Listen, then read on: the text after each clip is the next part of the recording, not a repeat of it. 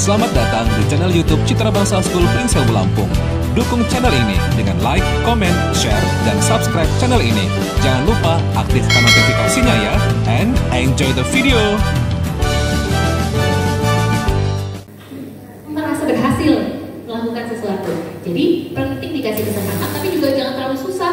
Kalau terlalu susah kan nanti anak gagal. Nanti ketika gagal anak jadi nggak pede. Jadi harus pintar-pintar kita ngasih suatu tugas tapi yang sesuai. Kira-kira gitu. Dan tadi intinya kalau anak berbuat kesalahan jangan dimarahin dulu, karena kalau anak udah langsung dimarahin, kira-kira dia mau coba lagi nggak? Enggak. Akhirnya dia takut mencoba, takut gagal karena takut diomelin sama orang tua. Gitu sih kalau untuk percaya. Pertanyaan yang terakhir dari Dedi, bagaimana sebagai orang tua memberikan pengasuhan yang tepat kepada anak-anak agar tidak menjadi pelaku maupun korban bullying? Oke, baik. Jadi tadi benar banget, tadi Ibu Dokter sudah mengatakan anak harus dipenuhi tangki cinta. Kalau saya juga suka bilangnya tangki cinta anak tuh harus keisi supaya anak itu bisa tumbuh jadi anak yang self worth-nya bagus tadi. Dia merasa dirinya berharga. Itu cikal bakal. Kalau anak udah merasa self worth-nya baik, baru deh kita kasih keterampilan-keterampilan yang lain gitu. Kalau anak salah jangan buru-buru dimarahi, dikasih tahu dan sebagainya. Tapi kuncinya dalam mengisi tangki cinta. Tapi untuk mengisi tangki cinta, kitanya juga harus punya cinta dulu ya, Miss. Bener gak? Nah, kalau kitanya aja tangkinya kosong, mau isi apa? Jadi kitanya juga perlu me time. Jadi kita harus juga kita kan suami dan istri saling backup misalnya gitu. Jadi jangan istrinya semua yang ngerjain gitu ya. Langsung pada relate banget gitu.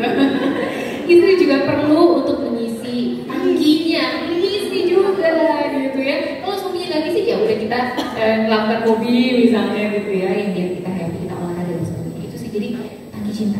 Tadi salah satunya yang tadi apa? Waktu istimewa.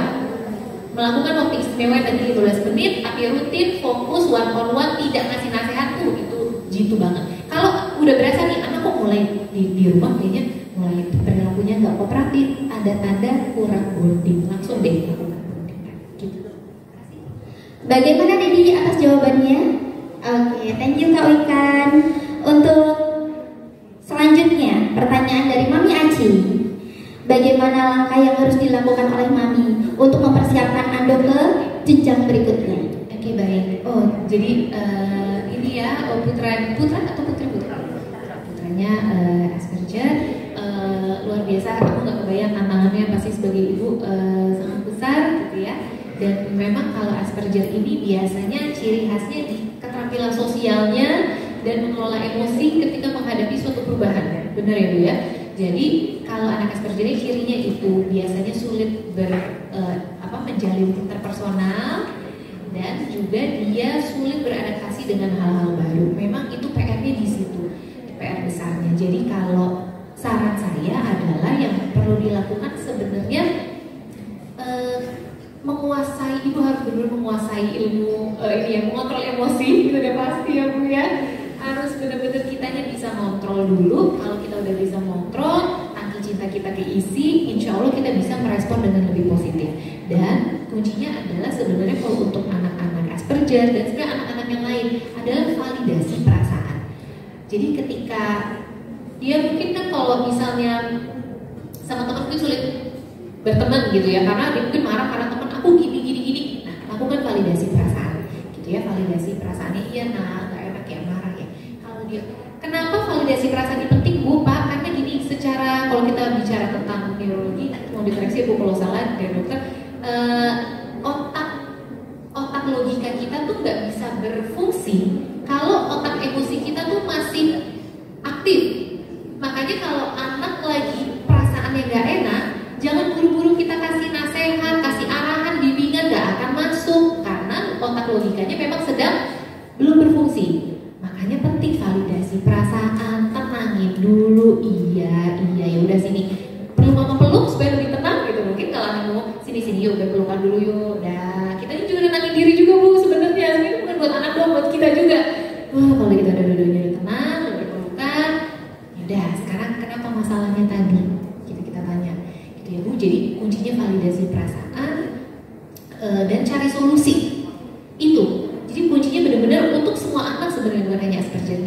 sebenarnya balik lagi Bu, mungkin kalau istilah supaya Ananda selesai dengan dirinya, saya rasa nggak akan semua anak ya, bener ya, semua anak kita aja nggak susah-susah ya sama diri kita. Jadi nggak apa-apa Bu, jangan kita mentargetkan anak harus ini, tidak. Semua biarkan berjalan. Yang penting kita selalu merespon dengan validasi perasaan. Lalu kita validasi, anak udah tenang, yuk cari solusi sama-sama. Tadi cari solusi sama-sama juga menjadi kunci untuk anak percaya diri ya. Jadi anak percaya diri itu ada anak-anak yang bisa nyari solusi. Jadi sampai nyari solusi itu juga harus dilatih. Yuk kita latih dari sekarang, begitu anak tenang, yuk cari solusi. Masalahnya apa nak? Oke, masalahnya ini. Kira-kira bisa diselesaikannya gimana ya nak? Besok-besok. Ajak dia juga ngeluarin pendapat dan sebagainya. Gitu ya Bu. Tapi komunikasinya bisa ajak. Oke. Mudah-mudahan gitu ya Bu. Validasi perasaan, tenangin, cari solusi. Udah gitu aja. Terus kalau untuk tadi sebagai pendidik ya, oke, kalau tadi kan kata Ibu Dokter kita sebenarnya harus kasih intervensi juga ya Bu, yang bisa paling tidak kita mengingatkan kalau melihat ada tindak kekerasan yang terjadi di sekitar kita. Tapi memang PR ya Bu pasti ya, kita nggak enak itu, kita merasa ranah aku atau bukan. Kalau memang dan itu adalah konflik batin kita sebenarnya. Kalau memang kita merasa mau mengingatkan, silahkan Bu, tinggal kita mengingatkan dengan cara yang sopan, yang menghargai. Kita sharing mungkin Bu, kemarin saya habis ikut ini loh Bu, di sekolah anak saya, boleh kita sharing.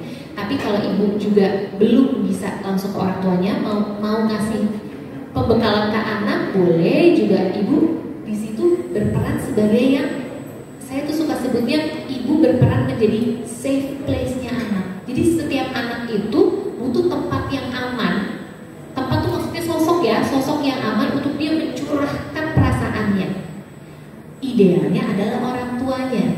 Orang tua itu harus jadi safe place sebenarnya. Tempat dia, anak tuh bisa mencurahkan apapun. Karena itu juga kunci dari tadi tindak kekerasan. Anak harus bisa mengungkapkan ya kalau mengalami tindak kekerasan. Nah, supaya jadi safe place itu Bu, ya udah kita tanya kamu gimana perasaannya gitu. Kemarin misalnya Ibu lihat dia bisa dipukul gitu, kita boleh ya udah tenang dulu. Ada yang mau dikeluarin, kalau mau perlu nangis juga boleh nangis. Di sini nangis tuh sehat ya Bapak Ibu ya, boleh nggak Bu nangis? Anak laki boleh nggak Bu nangis? Boleh, yes, jadi keren. Jadi anak laki juga boleh nangis ya Bu. Kasihan kalau anak laki bolehnya marah doang, kan gedenya jadi apa? Bahaya ya kalau gede cuma bisa marah doang. Jadi jadilah safe place mungkin Bu untuk anak itu gitu sih, saran aku itu aja. Jadi anak itu mau ngomongin apa, Ibu terima, Ibu dengarkan gitu ya. Terus jangan buru-buru dikasih nasihat, yang penting didengarin aja itu cukup sih Bu. Mungkin Bu Dokter bisa menambahkan tuh. Izin mungkin menambahkan sedikit terkait kita sudah sering melihat kekerasan di lingkungan sekolah ya, di sekolah lain. Nah itu memang saya harapkan memang pihak sekolah itu, kita sebenarnya ada program tadi Satuan Pendidikan Ramah Anak. Nah harus diadakan seperti ini nih, pertemuan dengan orang tua, kemudian menyampaikan apa-apa saja sih kerugiannya kalau melakukan kekerasan terhadap anak. Mungkin saya dulu juga melaksanakan kekerasan terhadap anak itu karena kita nggak tahu. Kita sebenarnya boleh nggak sih marah sama anak? Boleh. Tapi caranya bukan dengan memukul, tapi dengan memvalidasi. Adek, mama marah. Itu kan kita sudah marah. Adek, mama marah karena kamu pulang telat dan gak kabarin. Kan boleh kita marahin anak-anak kayak gitu. Jadi anak-anak tahu itu bahwa yang dilakukan adalah salah. Bukannya kita tidak boleh marahin, boleh, tapi dengan tidak melakukan kekerasan. Seperti itu. Jadi banyak memang yang harus kita pelajari agar kita menjadi orang tua yang baik. Jadi harus ada sistem yang berkelanjutan. Memang kalau di sekolah itu tadi saya siap mendampingi kalau memang ada satuan pendidikan yang akan melaksanakan Satuan Pendidikan Ramah Anak. Di situ ada indikator-indikator dan ada tahapan-tahapan yang akan dilakukan seperti apa supaya motonya itu anak senang, guru tenang, orang tua bahagia. Jadi nanti mudah-mudahan nanti CDS bisa menyusul ya Miss tahun depan. Amin amin amin. Mudah-mudahan ya Dok ya. Karena tahun ini yang sudah terstandarisasi adalah SMP 1 Sukoharjo. Kemarin saya ke SMP 2 Adilui juga sudah mengajukan untuk dilakukan Satuan Pendidikan Ramah Anak juga. Jadi memang harus semua, kan katanya untuk mendidik satu anak itu. Jadi nggak bisa parsial kita sendiri melindungi anak kita, ngekepin sendiri, dan sedangkan di lingkungan sekitar ada yang teriak-teriak pakai bahasa binatang, bahasa alat kelamin, kayak gimana, kan nggak mungkin. Dan itu memang terjadi di tempat kita, di sekeliling kita itu seperti itu. Nah, harus sama-sama kita memberikan pemahaman ke semua orang itu seperti itu. Dan itu tidak bisa kita lakukan sendiri ya, harus dari kepala daerah sampai semua unsur yang ada di Kabupaten Pringsewu. Terima kasih Dokter Afi atas tambahannya. Terima kasih Kak Wikan atas penjelasan yang luar biasa sekali. Bagaimana Mami Ando? Sudah cukup jelas? Alhamdulillah. Barangkali Moms and Dads ada yang ingin mengajukan pertanyaan kembali. Miss Wahyu buka sesi kedua untuk 1 orang penanya.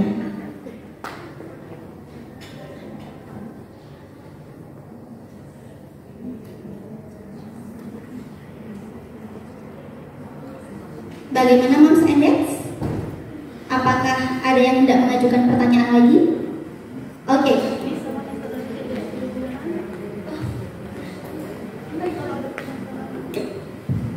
Terima kasih. Assalamualaikum warahmatullahi wabarakatuh. Sedikit yang ingin saya tanyakan. Anak saya kan emosionalnya sangat kaku ya dok. Dan saya, ya kan, ketika dia merasa tidak senang, ketika dia merasa senang itu ekspresif sekali gitu kan. Jadi ketika dia berhasil, gitu kan, euforia luar biasa. Tetapi ketika dia down sekali, jadi gampang sekali melihat perubahannya.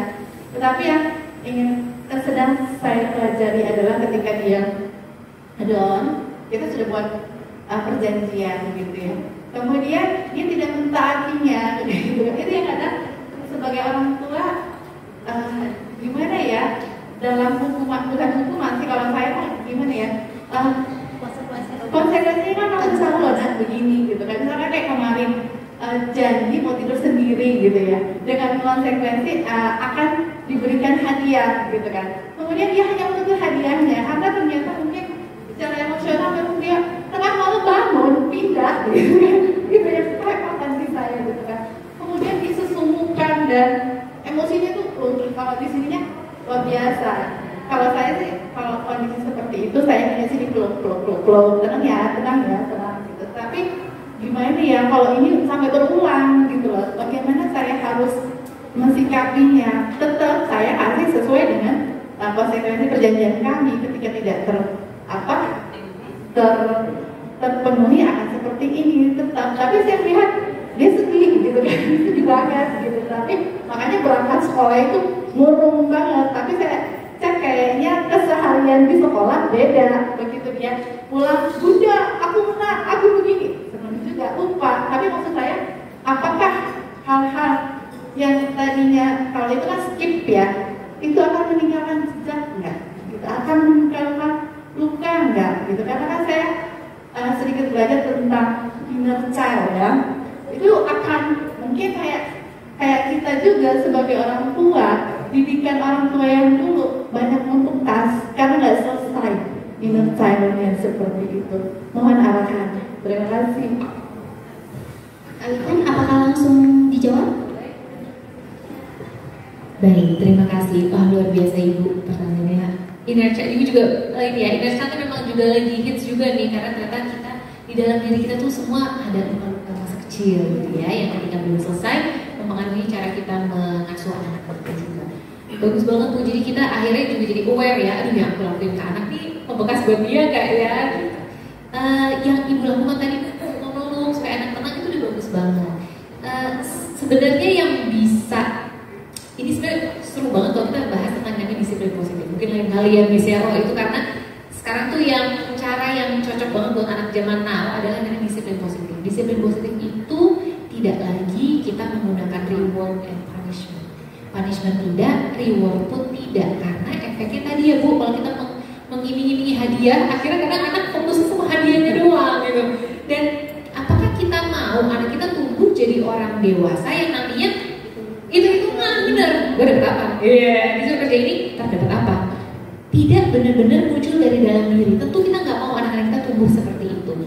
sebenarnya solusinya ada di disiplin positif, tapi ini memang cukup kompleks. Tapi sederhananya adalah yang kita bangun kalau disiplin positif itu memang harapannya dari dalam diri. Makanya tadi kan saya sempat tanya tuh mau pilihan yang mana nih, yang cepat tapi efeknya jangka pendek, atau yang panjang memang prosesnya tapi menetap, karena memang munculnya dari dalam diri. Kalau kita pakai hadiah cepet ya, langsung anak kejar hadiah nih, semangat, tapi bisa jadi ketika hadiahnya lama-lama udah nggak menarik buat dia nggak mau lagi. Makanya penting sekali kita ngebangunnya dari dalam, tapi memang butuh proses. Yang kita tekankan kalau dalam disiplin positif adalah kita sebutnya encouragement, penyemangat.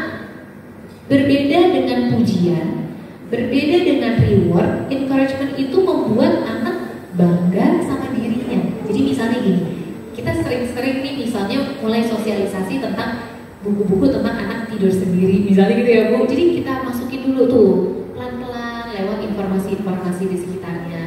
Terus kita bilang, yang di buku ini kelihatan senang banget ya bisa tidur sendiri ya. Bangga kali ya bisa tidur sendiri. Iyalah, kalau tidur sendiri kan nanti bisa nginep. Kalau teman-teman yang ngajak nginep, ngajak camping, bisa ikut. Kalau kita belum bisa tidur sendiri, diajak camping mungkin sedih ya. Hal kayak gitu dulu. Tapi pasti perlu proses. Kemungkinan tadi tidak berhasil, misalnya Bu, mungkin konsekuensi yang disepakati tadi belum sebenarnya baru sepihak. Mungkin jangan-jangan kita orang tuanya memperlakukan gini ya, tapi sebenarnya anak belum sepakat. Sementara yang namanya kesepakatan harus kedua belah pihak. Jadi kita tanya, Dek, kalau mau belajar sendiri, bobo sendiri, kamu pengennya mulainya kapan? Pertama tanya dulu, kamu siapnya kapan? Oke, kalau kamu udah siap, mau gimana? Yang nyaman buat kamu gimana? Mau ditemenin dulu sampai kamu bobo terus mama pergi, atau itu semua dibicarakan. Tapi jangan artinya, jadi anak perlu kasih, aku maunya gini. Tapi orang tua juga boleh ngebalas, misalnya, Mama tapi nggak bisa kalau nungguin sampai jam 11. Mama cuma sampai jam segini ya. Kan Mama juga udah, Papa kan juga harus ditemenin misalnya. Jadi kita tuh ngajarin negosiasi juga sama anak gitu. Jadi anak boleh ngungkapin, kita juga ngungkapin, ketemu di tengah-tengah. Oke, jadi yaudah gini, Mama temenin tapi cuma sampai jam segini. Kalau sampai jam segini adik belum tidur, Mama tetap keluar ya, gitu ya. Oke, sepakat gitu. Kalau nggak berhasil gimana? Gitu, anak. Kalau misalnya nggak berhasil, jadi balik lagi Bu, sebenarnya hadiah agak kita pikirin dulu nih gitu. Kalau misalnya adik berhasil, Mama seneng banget. Mungkin boleh kita kasih reward, tapi lebih baik rewardnya sifatnya kebersamaan, itu lebih baik. Tapi bukan kebersamaannya dengan dirayakan dengan tidur bareng lagi, nggak salah ya bukan gitu. Kalau adik berhasil, kita misalnya pergi berenang yuk, gitu, jadi sama berenang. Itu lebih baik reward yang sifatnya seperti itu daripada barang. Tapi lama-kelamaan pun kita kasihnya penyemangat. Jadi kalau anak berhasil, kita katakan gini, gimana rasanya? Kamu pasti bangga banget ya, seneng banget ya udah berhasil. Kamu bisa lihat dari muka kamu bangga sama diri kamu, dan itu you deserve it. Kita bilang gitu. Jadi bukan juga kita bilang, mama bangga banget, papa bangga banget. Tidak perlu. Takutnya dia jadi kita sedang melakukan anak tuh jadi ketergantungan sama rasa bangga orang tua. Itu juga sebaiknya dihindari. Aduh, ribet banget jadi orang tua ya, Miss ya. Banyak banget aturannya. Jadi kalau kayak gitu, baiknya kita yang bilang kamu pasti bangga sama diri kamu. Jadi semua tuh ada di diri anak, gitu. Tidak tergantung dari approval orang tuanya, gitu. Jadi kalau anak berhasil, kamu bangga. Kalau anak gagal, ya udah Bu, dipeluk. Terus sebaiknya kalau gagal memang baiknya tidak perlu ada konsekuensi. Itu justru kita evaluasi lagi kesepakatannya, berarti mungkin ada yang belum pas kali. Mungkin kamu berarti gini, kita cari lagi supaya kamu kebangun malam-malam. Yang kamu rasain apa sih kalau malam? Ya aku jadi panik gini-gini. Oke, mama temenin 10 menit, lalu kamu kembali lagi ke kamar, gimana? Gitu. Jadi semua tentang kesepakatan, tentang diskusi, semua didiskusikan. Ketika anak nggak berhasil, berarti ada yang belum pas kesepakatannya. Gitu aja sih. Repot ya Bapak Ibu ya. Ya, tapi kan tadi udah milih yang nomor 2 soalnya ya. Prosesnya panjang tapi menetap. Kira-kira gitu. Terima kasih. Terima kasih Kak Wikan atas penjelasannya. Bagaimana Mami? Apakah sudah menjawab dari pertanyaan Mami? Mudah-mudahan semuanya sudah terjawab ya Mami and Daddy. Alhamdulillah, thank you so much Miss Wahyu. Ucapkan terima kasih kepada Moms and Dads yang sudah mengajukan pertanyaan pada hari ini. Ternyata kita sudah sampai di penghujung acara Moms and Dads. Dari pemaparan materi hari ini, kita bisa mengambil kesimpulan bahwa untuk melindungi anak-anak kita dari berbagai tindak kekerasan, kita bisa melakukan beberapa hal. Di antaranya, yang pertama, membangun koneksi emosional dengan anak. Kemudian yang kedua, membangun bonding untuk bisa menjalin komunikasi yang efektif sehingga anak-anak bisa semakin terbuka terhadap kita. Kemudian yang ketiga, memvalidasi perasaan anak dengan cara yang baik dan juga ketegasan. Oke, thank you very much untuk Kak Wikan sebagai narasumber kita hari ini, dan juga Dr. Afi Risdianti, terima kasih atas kedatangannya dan juga diskusinya hari ini. Moms and Dads, sekian seminar parenting CBS 2022 pada hari ini. Mudah-mudahan anak-anak kita terhindar dari berbagai tindak kekerasan. Thank you so much. Jelas Aisyah. Wassalamualaikum warahmatullahi wabarakatuh. Saya kembalikan kepada Bu Sofra Estafasti.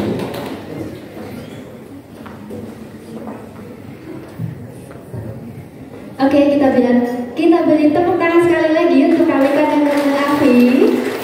Macam Kak Wikan, Putri Larasya, Dr. Afi, thank you so much atas ilmu yang sudah diberikan pada kami semua, and thanks to Mr. Yutsu yang sudah memandu acara inti pada pagi hari ini.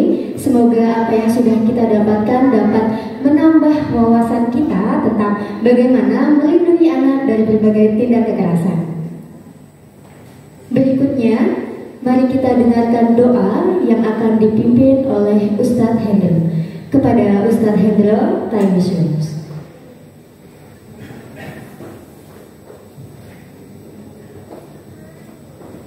Assalamualaikum warahmatullahi wabarakatuh.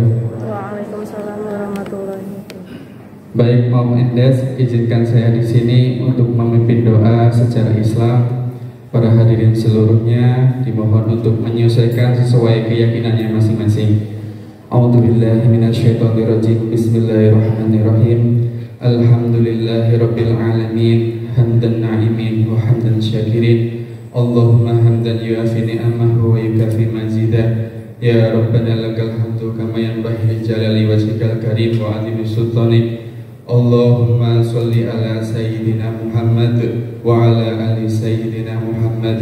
Allahumma zidna ilman nafi'an wa amalan makbulan wa ahlakon kariman wa ibadatan mustaqiman wa rizqan halalan thayyiban wasi'an mubarakan wahtim lana bi husnil khatimah. Ya Allah yang Maha Pengasih, jadikanlah seminar ini menjadi majelis ilmi yang bermanfaat. Jadikanlah ini berbuah ilmu bagi kehidupan kami. Ya Allah, jadikanlah kami, keluarga kami, saudara-saudara kami, anak-anak kami menjadi ahli ilmi, ahli kebaikan, dan jangan jadikan kami dan semuanya menjadi ahli kejahatan dan keburukannya, karena sesungguhnya Engkau Maha tahu segalanya. Ya Allah, berikanlah kami petunjuk agar kami dapat bersyukur atas kenikmatan yang Engkau berikan. Berikanlah kami petunjuk jalan yang kebenaran dan kebaikan yang Engkau ridhoi. Ya Allah yang Maha Pengampun,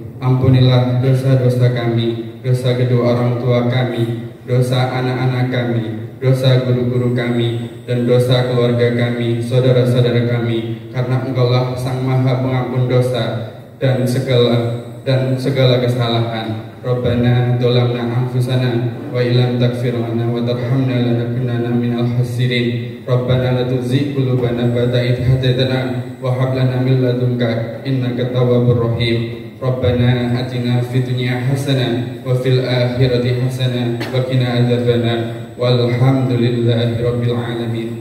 Wassalamualaikum warahmatullahi wabarakatuh.